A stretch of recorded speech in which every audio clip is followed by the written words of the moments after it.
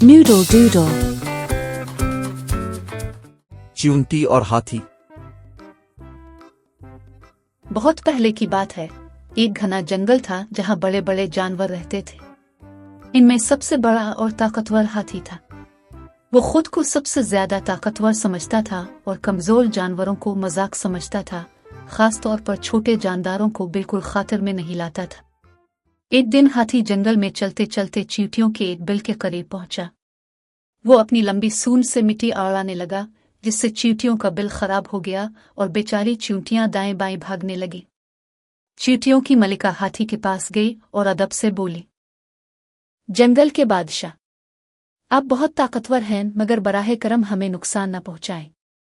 हमारा बिल तबाह हो गया है, हमें दोबारा बनाने में बहुत मेहनत लगेगी।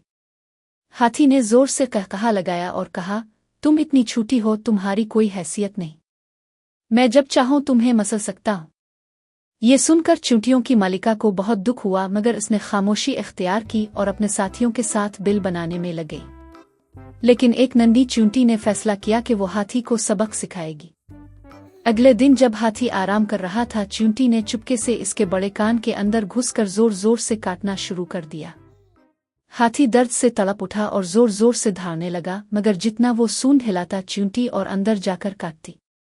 हाथी जंगल में दाएं बाएं भागने लगा और मदद के लिए पुकारने लगा, कोई मेरी मदद करो, मेरा कान जल रहा है।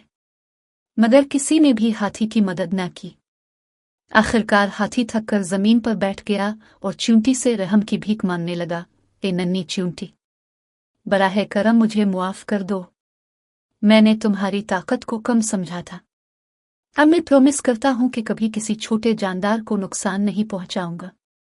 यह सुनकर चींटी ने हाथी के कान से बाहर आकर कहा, अब तुम्हें समझ आया कि छोटे जानदार भी अहम होते हैं। हमें कमजोर न समझो, क्योंकि मिलकर हम भी ताकतवर हो सकते हैं।